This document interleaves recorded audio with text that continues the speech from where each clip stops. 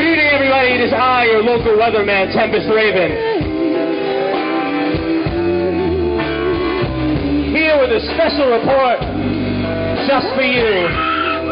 Hi, I'm Jack. I often go by Super Jack when I'm making music. And for the purpose of this documentary, I guess I also go by Tempest Ravyn. And if you go to bed early, well, you won't hear a sound.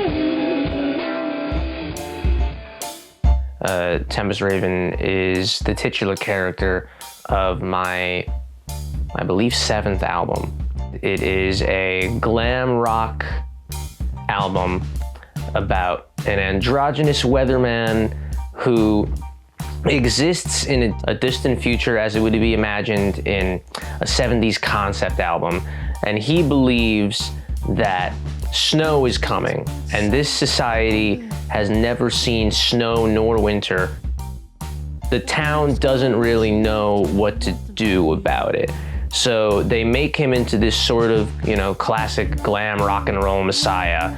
And meanwhile, his partner has decided to make a logical step and leave the town for the winter, because the only information she can find about winter is that birds fly south.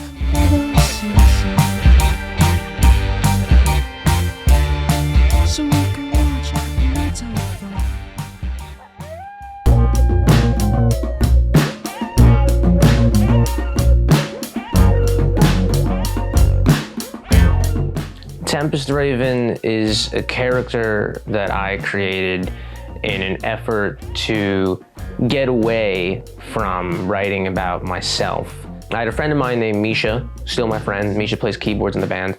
And Misha, I was just getting Misha into David Bowie because the new documentary at the time, Moon Age Daydream, came out and we all went to go see it.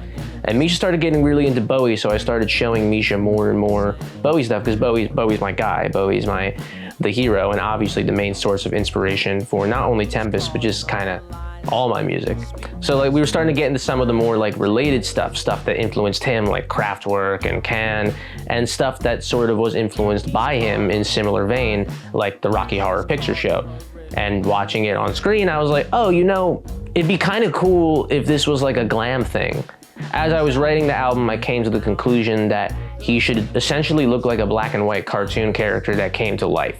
Sort of that idea of a guy who superficially gets everything he wants at the end of the story, but does he? When I was young, I was obsessed with romance, and I became really good at writing very fake love songs. So part of what would sell Tempest was if we make it a love story at its core, or at least yearning. One of my favorites is When Do I Get to Be Happy, which was a demo that I just kind of made at 4 in the morning. And I literally I recorded over Tired Ramblings and just kind of flesh it out from there. Not rebuild, just build on top. And, when I was making it, I was like, yeah, this will be a good way to get us from here to here. Didn't really think it was going to be anything super huge, but then somehow it became the main piece.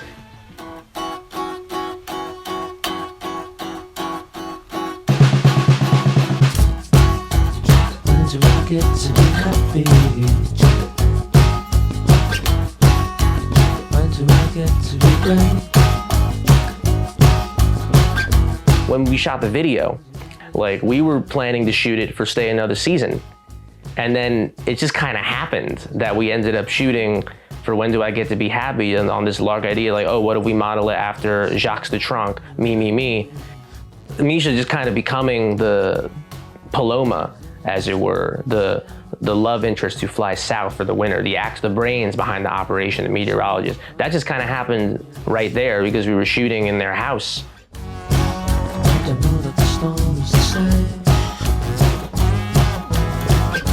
On the record, it's just me and Dottie filling in some parts, and my friend Ghost Kitchen, who does the mastering on the album and also does some of the guitars on Second to None. That's the band on the record, but live, we have John Pepito on the drums, who plays in a lot of groups. We had Jasny in that era on the guitar. We had Mooney on the bass, and we have Misha on the keys and occasionally playing guitar.